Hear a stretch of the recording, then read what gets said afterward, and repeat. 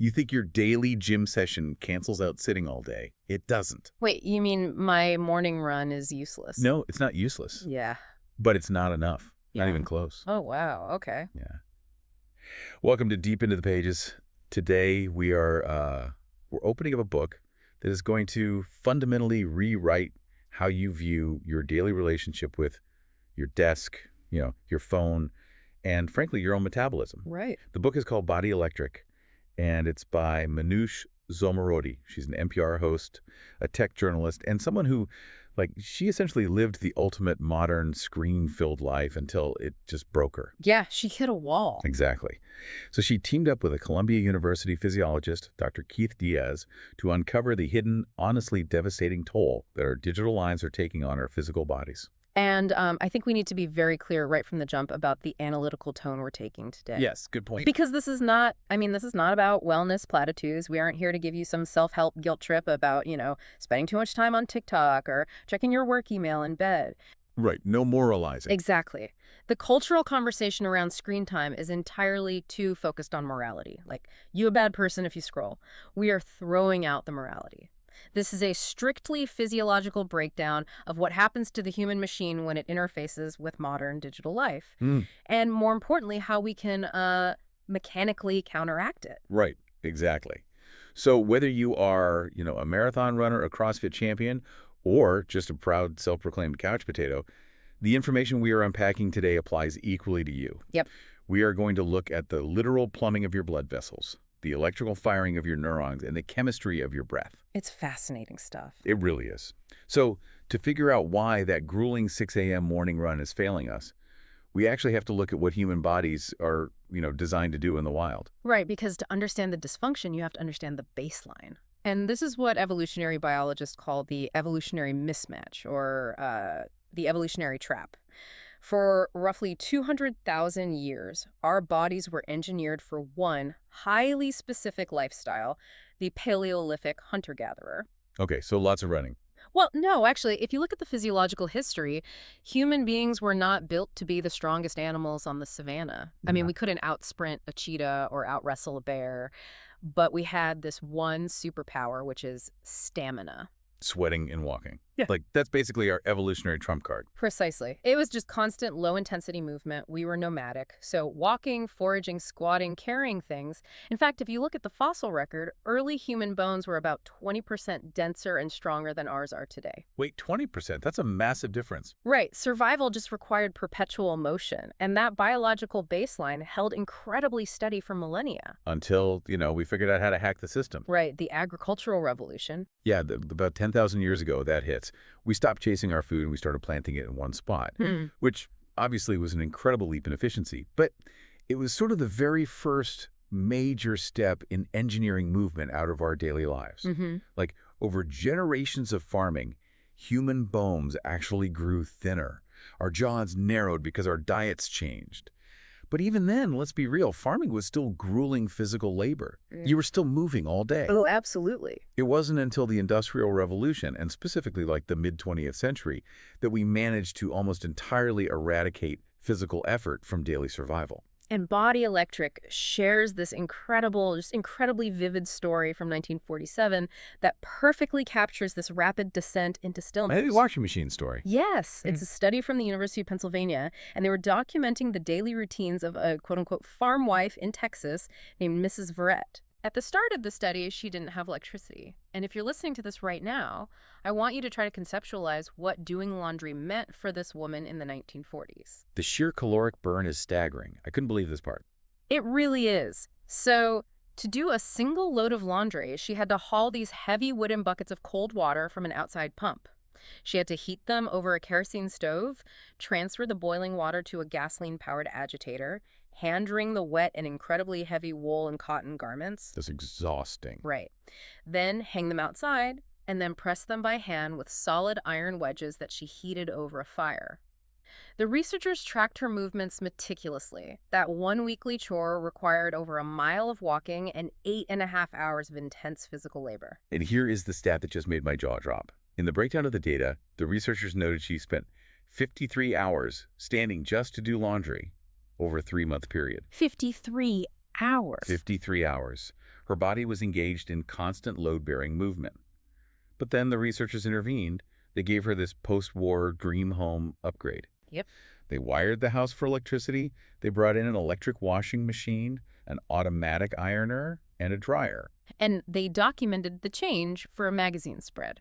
In the before photos, she is on her feet. She's hauling, lifting, bending. Her skeletal muscle is constantly firing. Like a full-body workout. Exactly. But in the after photo, she is sitting down in a padded chair at an electric ironer. The exact same load of laundry now took 2.5 hours. Which sounds great. It does. But the critical physiological shift was this. The amount of standing dropped from 53 hours to roughly 2.5 hours. Wow. The rest of the time she was seated. It was hailed as an absolute miracle of modern convenience. And obviously, I mean, it was a miracle. Let's be clear. I am certainly not arguing that we should go back to hauling boring water in wooden buckets. Right. Nobody wants I that. love my washing machine. But what's crucial here is how rapidly the default human posture shifted. We went from upright and engaged to seated and passive. By 1950, nearly a quarter of all U.S. jobs had become entirely sedentary. Which was unprecedented in human history. Completely. And it was right around this time, in 1953, that science had its very first terrifying realization about what this newly engineered stillness actually meant for our health. It happened in London on those famous red double-decker buses. Ah, yes, the London bus study. This is just a foundational piece of epidemiological history. It was driven by this brilliant researcher, Dr. Jeremy Morris. Okay, set the scene for us. So post-war London was dealing with an explosion of heart attacks. And at the time, the medical dogma was that heart disease was an executive's disease. Right. They thought it was caused by the stress of being a high-powered CEO making all these tough decisions. Which is such a funny mid-century way to view biology, like only the rich and important get heart attacks. Exactly. But Morris, he suspected something else. He looked at the transit workers on the double-decker buses. You had two completely distinct roles operating in the exact same environment. The drivers and the conductors. Yep. You had the drivers, who spent 90% of their shifts sitting relatively still behind the steering wheel. And then you had the conductors, who were in constant, relentless motion, climbing up and down the narrow stairs of the double-decker buses all day long, punching tickets. And methodologically, this is a beautiful natural experiment.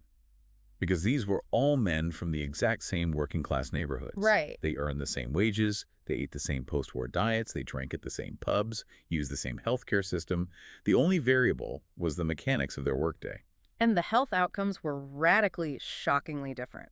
When Morris crunched the data, the drivers, the ones who sat all day, had massively higher rates of heart attacks than the active conductors. It wasn't even close. Not even close. And when the drivers did have a heart attack, it was far more likely to be fatal.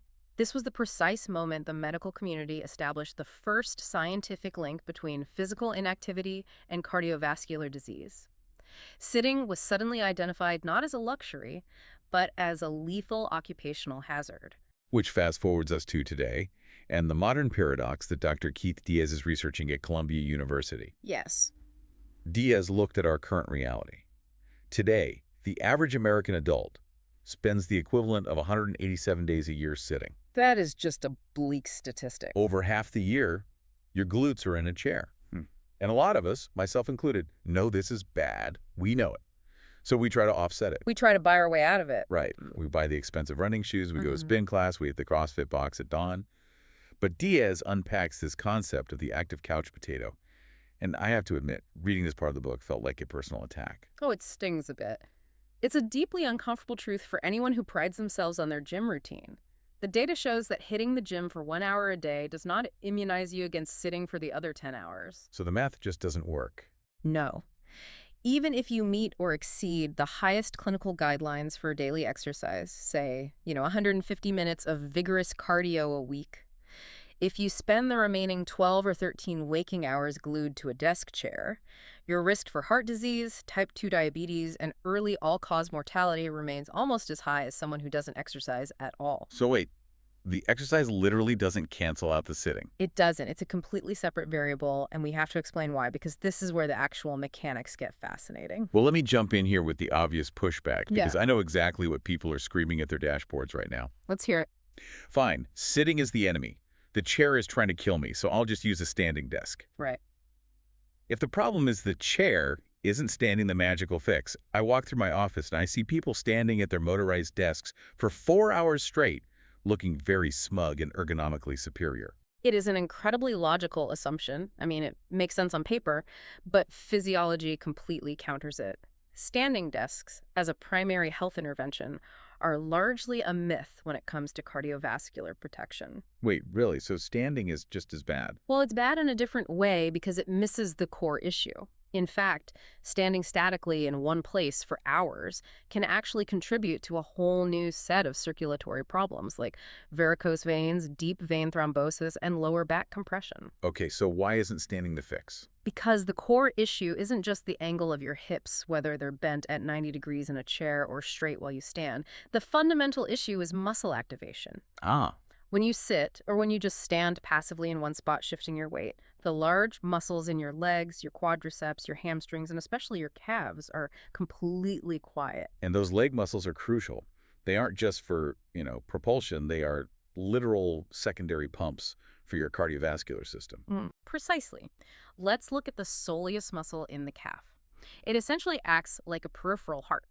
When you walk, every time that muscle contracts, it actively, forcefully pumps venous blood back up against gravity to your heart. So it's assisting the heart. Yes. Oh. Furthermore, when these large leg muscles contract, they require immediate fuel. So they open up cellular receptors, specifically GLUT4 receptors that act like sponges. Okay, I like that visual. Sponges. Yeah, and they pull glucose and triglycerides straight out of your bloodstream. They literally clear the fuel from the pipes. Ah, so when you sit entirely still for hours, those muscle sponges just go offline. The glucose and the fat you ate for breakfast have nowhere to go. They just start to climb and stagnate in your blood. Yes, but it gets worse mechanically. This is where Dr. Diaz uses this brilliant, frankly horrifying analogy of a kinked garden hose. Oh, yeah. If you are sitting down listening to this right now, I want you to look at your knees and look at your hips. Imagine a garden hose with water flowing freely through it. If you take that hose and you bend it sharply at a 90-degree angle, what happens? The water stops flowing smoothly, and immense turbulent pressure builds up right behind the kink. Exactly. When you sit in a standard office chair, your femoral arteries and the major blood vessels in your legs are bending sharply at the knees and at the hips. You are literally kinking the hoses of your own circulatory system. And because the venous pumps in your calves are turned off, the blood just pools heavily in your lower legs. Right. So the pressure in your vascular system rises to compensate. Over time, and we are talking about hours every day for years, this increased turbulent blood pressure physically damages the endothelium. Explain the endothelium for a second, because this is sort of the critical failure point for heart health. It is. The endothelium is the delicate, single-cell thick inner lining of your blood vessels. Think of it like the smooth Teflon coating on a non-stick frying pan. It keeps the blood flowing effortlessly. Okay, Teflon coating. But when you subject it to chronic kinked high pressure, that Teflon coating gets microscopic tears and abrasions. Your immune system detects the damage and sends in white blood cells, specifically macrophages, to patch it up. Which sounds like a good thing. It is, until those macrophages end up catching all that stagnant cholesterol and glucose floating in your blood. That creates foam cells. And this paves the way for plaque buildup, atherosclerosis, and eventually a heart attack. And all of this is happening silently, microscopically, while you're confidently typing up a Q3 marketing report, completely unaware that your vascular plumbing is failing. Ignorance is bliss until it isn't. Truly. So we've established how sitting traps metabolic waste in your bloodstream while you work. But if the body's plumbing is failing, what has happened to the blood flow trying to get up to your brain? I mean, your brain consumes roughly 20% of your body's energy. If the delivery system is kinked and stagnant, cognition has to suffer. And that brings us to the main narrative spine of the book, which is Manoush Zomorodi's personal breaking point. And it's a highly relatable breaking point.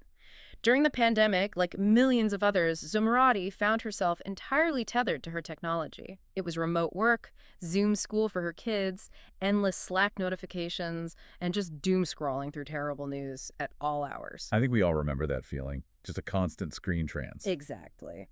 Despite being an active person who exercised, she was overwhelmed by constant brain fog, deep exhaustion, and this compulsive midnight screen habit. She felt fundamentally disconnected from her own mind, and she wanted to know what that actually looked like on a physical level. So she does what any well-connected journalist would do. She goes to a neuroscientist to get proof. Naturally. She teams up with Columbia's Daphne Shalmi, who runs a functional MRI lab, to scan her brain twice in one single day. Once in the morning when she was fresh and rested, and once in the evening after 8 solid hours of relentless digital overload, switching tabs, answering emails, and just staring at screens. The fMRI experiment was specifically designed to test memory, learning, and decision-making under load.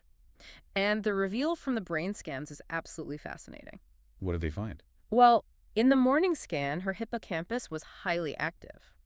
The hippocampus is the region of the brain responsible for deliberate learning, forming new memories, and flexible, conscious reasoning. Okay, so it's the part of you that does deep thinking. Right. But it is also incredibly metabolically expensive. It requires a massive amount of oxygen and glucose to run. Which makes sense. Hard work requires more fuel. But by the evening scan, after a day of cognitive saturation and physical stillness, her hippocampus was essentially exhausted.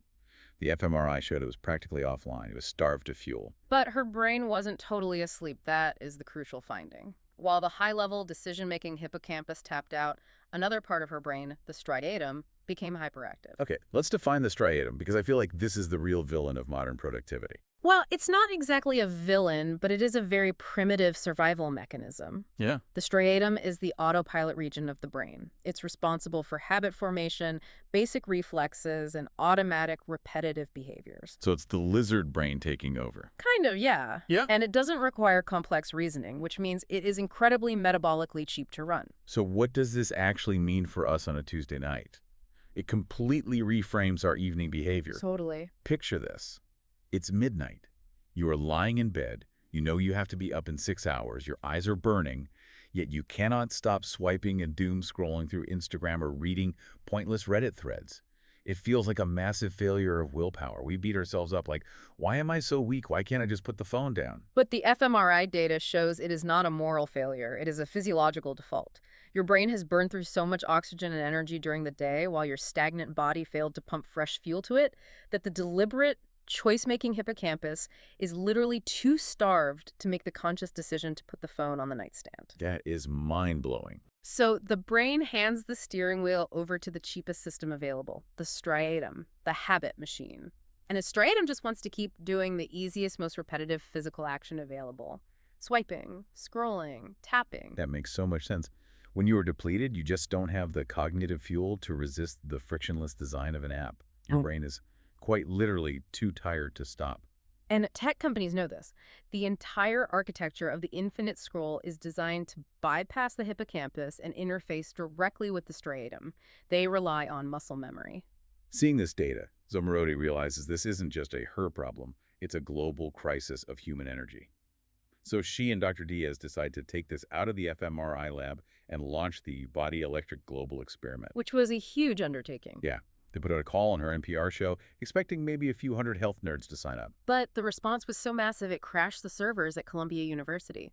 Over 20,000 listeners from all 50 states and dozens of countries signed up to be citizen scientists in this massive clinical trial. And the protocol they asked these people to follow was incredibly simple. It was based entirely on Diaz's earlier lab research on muscle activation. There were no major workouts required. Right. No gym memberships, no sweat, no new running shoes. Exactly. Just a single unbreakable rule. Take a 5-minute walking break every 30 minutes. Right. For every half hour of sitting, you must get up and move around at a leisurely normal pace for 5 minutes. The researchers collected hard biological data from lab tests and self-reported physiological data from the thousands of participants in their homes and offices. And the results were staggering. This wasn't some minor incremental, I feel a little better improvement. No, it was huge. The lab results showed that breaking up, sitting with a 5-minute walk every half hour, caused blood sugar spikes after meals to drop by 42 to 60%. That is wild. Let me repeat that for everyone. A 60% reduction in blood sugar spikes. To put that in perspective for the listener, that is a metabolic reduction, comparable to someone being put on prescription diabetes medication like metformin. From walking. Right. It is a massive system-wide shift. And blood pressure fell by roughly 5 points across the board. Now, 5 points might not sound huge to a layperson, but in cardiology, a 5-point drop in blood pressure is the equivalent of exercising 5 days a week for 6 months. That is incredible. And these participants achieved it just by pacing around their dining room tables or walking down the hallway. But the self-reported data on how people actually felt was even more dramatic. Fatigue dropped by 28%. Focus and mood rebounded significantly. People reported their lower back aches disappearing, their afternoon brain fog lifting, and their energy levels staying stable all the way until bedtime. Which means the evening doom scrolling started to vanish because their hippocampuses actually had fuel left in the tank. Yes. Now, what's fascinating here is that the exhaustion the participants felt prior to the study wasn't just stemming from the lack of movement. It wasn't just the kinked leg arteries. The researchers realized it was also stemming from how they were sitting and how they were staring at their devices. Right. And this leads us to what I think is one of the most surprising, immediately actionable revelations in the entire book. Yes. We have to talk about screen apnea. Oh, this blew my mind. When I read this chapter, I immediately sat up straighter. It is so incredibly pervasive once you know the mechanics of it. It really is. The concept was discovered by a former Apple and Microsoft technologist named Linda Stone. She noticed that whenever she sat down at her laptop to clear out her email inbox, she felt physically terrible, anxious, tight, breathless. Like she was under attack. Exactly. So she started running these rogue experiments at her dining room table. She bought pulse oximeters and heart rate variability monitors and started hooking up her friends and colleagues while they used a computer. Which is such a tech nerd thing to do. I love it. Right. And what Stone discovered is a mechanical skeletal chain reaction that triggers a massive chemical crisis. When we peer at a screen, especially a laptop or a phone, our posture changes drastically. Our head tilts forward and juts out toward the glass. Because we're leaning in to read. Yes.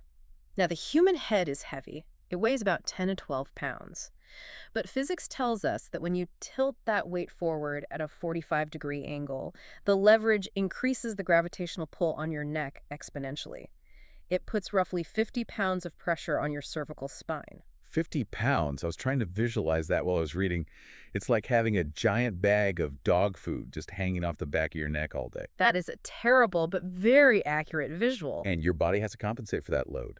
So your shoulders hunch forward to counterbalance, your chest caves inward, and your ribs compress downward into your abdomen. And because the rib cage is physically compressed, your diaphragm, the large parachute-shaped muscle at the base of your chest, responsible for pulling deep breaths into the lungs, cannot physically descend and expand. You are locked in a structural cage of your own making. So what happens to our breath? The result is that we abandon deep, diaphragmatic breathing. We begin taking incredibly shallow, rapid breaths from the very top of our chest. Or, even more bizarrely, we unwittingly hold our breath entirely for moments at a time while reading an intense email, typing a text message, or scrolling a feed. And Stone termed this screen apnea. Exactly, screen apnea. And at first glance, it sounds minor. Okay, so you breathe a little shallowly while you read an email. Big deal, right? But the physiological domino effect of this is catastrophic. Walk us through the chemistry of what happens when we stop breathing deeply. Sure. So when you take shallow breaths, you take in less oxygen, but more importantly, you fail to expel enough carbon dioxide. The CO2 levels in your bloodstream start to rise. Okay. Now, carbon dioxide isn't just an inert gas. In the blood, it dissolves to form carbonic acid. This alters your blood chemistry, actively dropping its pH and tipping it into a state called respiratory acidosis. Acidic blood. That doesn't sound like something the brain's going to be happy about. It isn't. The brainstem has chemoreceptors that are incredibly sensitive to CO2 levels and pH. When it detects respiratory acidosis, it hits the panic button. It assumes you are suffocating. Wow. This lack of oxygen and buildup of CO2 immediately triggers the sympathetic nervous system. That is your body's hardwired fight-or-flight response. Your brain registers a life or death threat. It essentially thinks a tiger is chasing you. So your body dumps stress hormones, cortisol and adrenaline into your bloodstream. Your heart rate spikes. Your pupils dilate. You feel a sudden wave of low-grade anxiety, tension, and dread. But you aren't being chased by a tiger. Right. You were just sitting in a Herman Miller chair, typing a reply in a Slack channel. Yeah. Your body is mounting a massive systemic stress response entirely because of the geometry of how you are looking at your screen. It's absurd when you think about it, and this raises a deeply disturbing question about how disconnected we have become from our own physical sensations. Right, like why don't we notice? Exactly. If our blood is turning acidic and our bodies are screaming in panic, why don't we notice it? Why do we just keep typing? This brings in the vital work of Dr. Sahib Khalsa, a neuroscientist who studies a concept called interoception. Interoception. I love this concept. Yeah. We all know about our external senses, sight, sound, touch. But interoception is like the body's internal Wi-Fi. That's a great way to put it. It's the brain's ability to sense internal bodily signals. It's the sensation of feeling your heartbeat in your chest, sensing your lungs expand, knowing when you have a full bladder, or feeling the tension in your jaw. Exactly. It's the continuous subconscious two-way communication between the central nervous system and the organs. But extreme digital immersion effectively severs this connection. How so? When our visual and auditory attention is 100% hijacked by the hyperstimulating environment of a screen, the brain triages its resources.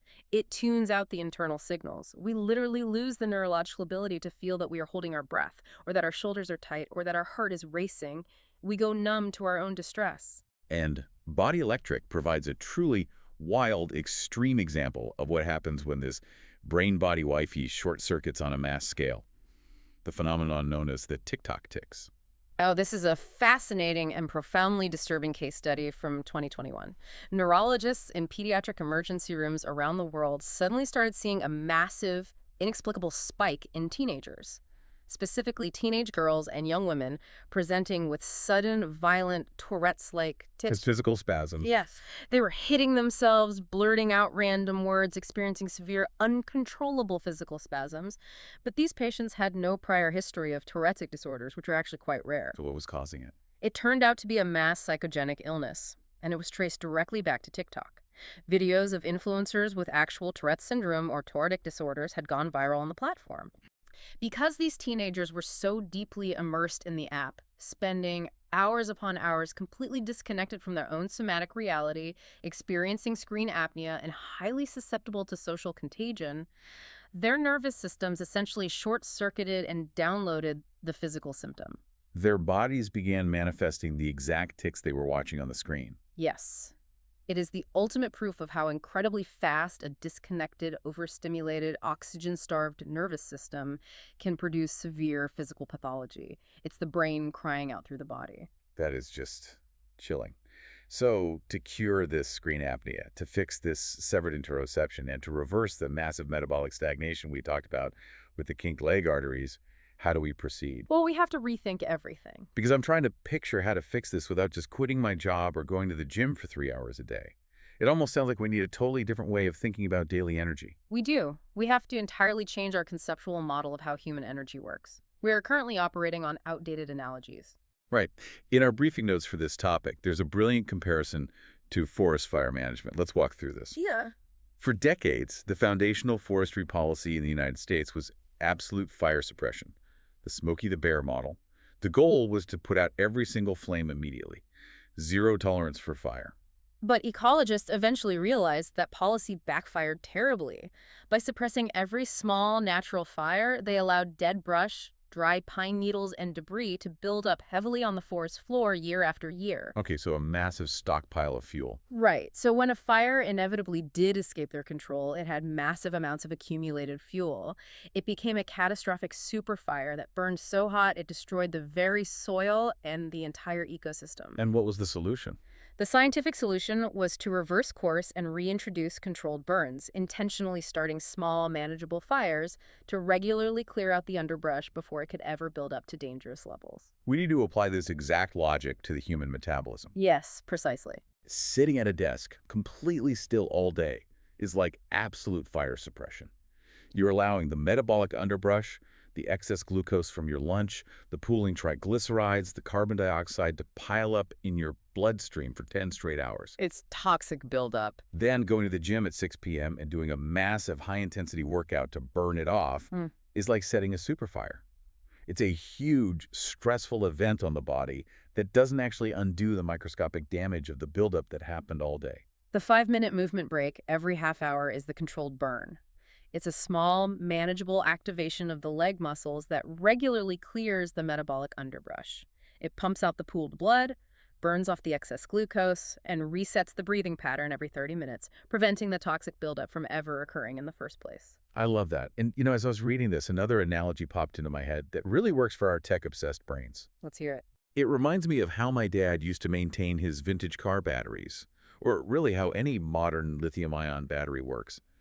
If you look at the battery inside your smartphone or your laptop, if you let that battery drain all the way down to 0% and then plug it in and charge it all the way up to 100%, you will quickly degrade the chemical lifespan of that battery. Exactly right. Battery engineers will tell you that the healthiest way to maintain a lithium-ion battery over years is trickle charging. Right. You want to keep the charge hovering in the sweet spot between 20% and 80%, giving it frequent small top-ups rather than massive depletions and massive recharges. The human body requires trickle charging. It is not a machine that you can power down completely for 10 hours of sitting and then turbocharge for 1 hour at the gym. No, it just doesn't work that way. The metabolism requires constant, low-grade activation to maintain the endothelium in your arteries and clear the waste from your brain. Frequent, low-intensity movement is the trickle charge. Now, physiologically, this makes perfect, flawless sense. The data from the fMRI and the blood panels is undeniable. But practically, Yeah, here we go. if we connect this to the real-world modern workplace, we have to acknowledge the friction, the tension breeze right here. Is taking a 30-minute break actually feasible for a knowledge worker? Okay, I am going to push back hard on this. Mm-hmm. I hear the biology, I believe the blood sugar data, but practically. Yeah. I'm thinking about my friends who are software engineers. Right. If I tell a programmer who is 3 hours deep into a coding flow state, or a trial lawyer in the middle of writing a complex brief, that they must break their concentration every 30 minutes to do a lap around their living room, I'm going to get laughed out of the room. What about the massive cost of cognitive interruption? It's the most common and valid criticism of the protocol. I mean, over the last decade, corporate culture and productivity gurus have fetishized uninterrupted focus. Oh, yeah. Look at Cal Newport's philosophy of deep work. The entire premise of modern knowledge work is built on defending the sacred 2-hour or 4-hour block of deep, undistracted cognitive focus. True. Psychologists say it takes 20 minutes just to load a complex problem into your working memory. Are we honestly supposed to shatter that sacred block every 30 minutes just to unkink the gardy hoses in our legs? Doesn't that destroy our highest value output? It's a vital debate. But here is the counterpoint the science presents, which forces us to question the very premise of deep work itself. What if that sacred 2-hour block is actually a biological myth if your brain is physically starved of oxygen? Okay, keep going. Think back to neurovascular coupling and screen apnea. If you've been staring at code for 90 minutes, holding your breath, your CO2 levels are high, your blood is pooled in your calves, and your hippocampus is exhausting its fuel supply, are you actually doing high-level deep work at minute 90, or are you just suffering from the illusion of productivity while making increasingly worse decisions? Oof. The illusion of productivity. That stings, because I definitely know the feeling of staring at a blinking cursor for an hour, feeling like I'm working hard but actually producing garbage. We all do. The data from the body electric trial directly counters the fear of lost productivity. Remember, the participants self-reported that their fatigue dropped by over 20% because of the breaks. Their focus actually improved. Really? Even with the interruptions? Yes. Yeah. Because, yes, taking a break is an interruption, but those micro-interruptions act as essential cognitive resets. They prevent the massive 3 p.m. crash. So instead of getting 1 good hour followed by 3 hours of foggy, error-prone struggling, the breaks extend the overall duration of high-quality cognition across the entire workday. Okay, that makes sense. You're trading one continuous block of degrading focus for a series of highly refreshed blocks. And the book points out something fascinating. People with the most intense, high-stakes cognitive jobs in the world already do this. Top surgeons operating for 12 hours, elite athletes, fighter pilots. They train rigorously in breath regulation and physical resets, precisely to maintain cognitive clarity under extreme pressure. It's not negotiable for them. Right. If an F-16 fighter pilot knows they need to regulate their physiology to stay sharp, why does a mid-level marketing manager think they can just power through 8 hours of emails without suffocating their brain? Precisely. If you are suffocating from screen apnea, your deep work is severely compromised anyway. Now, we must acknowledge the systemic reality. Corporate culture often treats butts in seats as the ultimate proxy for productivity. Oh, totally. Optically, getting up and pacing around the open plan office every half hour makes you look less busy than the person furiously typing without blinking. Yeah, you look like a weirdo. Or you look like you're trying to dodge work. You do, but the physiological reality of the human body simply does not care about corporate optics. Your arteries do not care about your deadline. Your hippocampus does not care about your boss's expectations. Which is a tough pill to swallow. It is. Ultimately, we have to resolve this tension by shifting the culture, recognizing that taking a 5-minute movement break is not shirking work. It is the vital, non-negotiable maintenance required to keep the primary tool of knowledge work, the human brain, functioning. So if we are managing our daytime energy wrong, accumulating all this metabolic waste, kinking our arteries, and triggering fight or flight breathing, it naturally follows that we are definitely managing our recovery wrong. Yes. Sleep, which brings us to the end of the day. Sleep and the aging process. So we've established how daytime stagnation sabotages our systems. But the cruel irony is that this daytime damage actively ruins the biological process your brain relies on to clean up that waste at night. Let's start by debunking one of the most pervasive modern wellness myths regarding sleep: the absolute terror of blue light. Oh, I'm guilty of this one. We all are. For the last decade, we have been told by every health blog that looking at the blue light from our screens before bed is destroying our melatonin production, ruining our circadian rhythms, and destroying our sleep. We buy expensive blue light blocking glasses, we put our phones in night shift mode. I literally have blue light filters on every screen in my house. Right. But the book looks at a massive, comprehensive review conducted by sleep scientist Dr. Michael Gradisar. He analyzed 73 independent sleep studies involving over 100,000 participants globally. And what did you find? The surprise detail here is wild. The actual physical light emitting from our devices, the blue light itself, disrupts sleep onset by an average of less than 3 minutes. Wait, less than 3 minutes? That's nothing. Less than 3 minutes. The scientific reality is that the light intensity from a smartphone or tablet is just not physically strong enough to significantly suppress melatonin compared to the power of natural sunlight. So if the light isn't the villain, why are we all sleeping so poorly? Gradisar found two real culprits, and they have nothing to do with retinas. First, sleep displacement. Okay, what does that mean? We aren't failing to sleep because the light biochemically kept us awake. We are failing to sleep because we intentionally stay up an hour later to finish a Netflix binge or doom scroll on TikTok. The screen is simply displacing the time we intended to be asleep. So it's a behavioral choice. Yes, often driven by that exhausted striatum we talked about earlier. Second, emotional disruption. If you read an infuriating political tweet or a stressful work email at 11:30 p.m., your amygdala fires and your cortisol spikes. You are agitated. It's the content, not the light, that is keeping you awake. That makes perfect sense. A stressful email wakes you up way faster than a bright lamp. Exactly. And Gradisar highlights a crucial reversal of cause and effect in the data. We assume people use tech, which then causes them to sleep poorly. But longitudinal data shows that often people suffer from underlying stress, anxiety, or clinical insomnia first. And because they are lying awake at 2 a.m. unable to sleep, they reach for their phones to soothe or distract themselves. Wow. So the poor sleep is driving the tech use, not just the other way around. Which is a huge paradigm shift. And if we aren't sleeping well, our brains aren't undergoing that crucial nighttime wash cycle where cerebrospinal fluid clears out the daily metabolic waste products. And that failure accelerates aging. This brings us to neuroscientist Wendy Suzuki's incredible findings on the aging brain. As we age, our brain naturally shrinks in volume, particularly, you guessed it, the hippocampus, which dramatically increases the risk of memory loss and dementia. But Suzuki found that physical movement is the ultimate neurological defense mechanism. When you activate your muscles, they act as an endocrine organ. They release growth factors that travel through the bloodstream, across the blood-brain barrier, and provide what she calls a bubble bath of neurochemicals for the brain. The primary one is BDNF, or brain-derived neurotrophic factor. I've heard BDNF described as miracle grow for the brain. That's a perfect analogy. BDNF literally bulks up the hippocampus. It stimulates neurogenesis, the growth of brand new brain cells, and strengthens the synapses between existing ones, actively preventing and even reversing age-related shrinkage. Contrast that with sedentary behavior. A massive study in the UK found that passive sitting, specifically watching 4 hours of TV a day, spiked the risk of developing dementia by 24 to 30%. A huge spike. But intriguingly, and this goes back to our nuanced view of technology-active screen use, like using a computer for interactive tasks or gaming, actually offered some protection against dementia because it required cognitive engagement and problem solving. It's the passive physical and mental stagnation that kills the brain.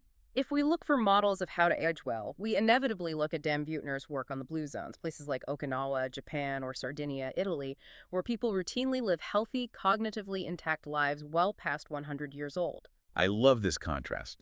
Think about the modern tech billionaires in Silicon Valley. They are spending millions of dollars a year on hyperbaric chambers, unproven supplements, blood transfusions, and extreme biohacking metrics to try to live forever. Right, optimizing every little thing. Meanwhile, the centenarians in the blue zones achieve incredible longevity without tracking a single metric on an Apple Watch. Because they don't treat movement as an item on a to-do list. In the blue zones, constant, low-intensity movement is baked directly into the architecture of their daily lives. They walk to the market instead of driving. They garden. Yeah. In Okinawa, they sit on the floor instead of in chairs, which means they have to physically stand back up using their leg muscles dozens of times a day. They are engaged in perpetual trickle charging of their metabolisms. Yeah. They aren't trying to hack their biology. They are just living in a way that inherently respects it. Okay, as we wrap this up, after reading this book and diving into all this data, it really forced a personal reckoning for me. I realized I've been doing the proud 6 a.m. CrossFit and then desk prison until 6 p.m. routine for years. It's the modern trap. I thought I was winning. I thought I was hacking the system. But reading about the kinked garden hose and the endothelium damage made me realize I was just distracting myself from the real problem. So I actually tried the protocol. I started setting a timer on my phone for every 30 minutes. And how did that go? Honestly, the first week was incredibly annoying. Every time the timer chimed, I groaned. I felt like I was disrupting my workflow. But by day 5, I noticed something crazy. My 3 p.m. afternoon slump, that massive wall of fatigue where I usually need a second iced coffee just to keep my eyes open, was completely gone. I didn't even realize how bad the slump was until it disappeared. The trickle charge works. That's amazing. For me, the thing that stuck with me most fundamentally is the concept of screen apnea. As soon as I read about it, I did a somatic check. I paused while I was answering a difficult email, and I caught myself completely holding my breath. Yep, the tiger pause. My shoulders were hunched right up by my ears. I realized that every single time I do that, every tiger pause where I stop breathing to concentrate, I am unnecessarily sending a wave of cortisol through my system. It's no wonder I feel so tight and depleted at the end of the day. So what did you change? I've started putting a bright pink sticky note right on the plastic edge of my monitor that just says, breathe. It sounds stupid. It sounds so ridiculously basic, but it works. Every time I see it, it breaks the trance. I drop my shoulders, I take a diaphragmatic breath, and I clear the CO2. I think the ultimate challenge for anyone listening to this is to fundamentally change your conceptual model of your own body. We have to stop viewing movement as a discrete event that we do in gym clothes for an hour and start viewing it as a continuous background condition that we must continuously maintain. Exactly. If you work at a desk, you are an information athlete, and this science is your maintenance manual. So when you said earlier, right at the top in our cold open, that the gym doesn't cancel out sitting, I get it now. The gym isn't a cancel button on a keyboard. It's a separate positive input. It strengthens your heart and builds muscle. But sitting damage is a metabolic debt that accrues every 30 minutes, and you cannot pay it off in one retroactive lump sum at the end of the day. Exactly. The only way to pay that debt down is to not let it pile up in the first place. The controlled burn. 5 minutes of movement every 30 minutes. That is the non-negotiable subscription fee for living in a body that actually works the way it was designed to. And if you can't manage that perfectly, because, you know, life happens. If you get stuck in a mandatory 2-hour meeting or a long drive or an airplane seat, at the very least, understand the mechanics. Give yourself some grace. Right. Know that your brain fog at 3 p.m. isn't a character flaw or a lack of discipline. It's a breathing pattern problem. It is your physiology reacting completely normally to an abnormal environment. Next time you sit down at your desk, just pause. Notice the angle of your neck. Feel the bend in your knees. And ask yourself, when was the last time I took a breath deep enough to remind my brain that I'm safe? That's it for this episode of Deep Into the Pages.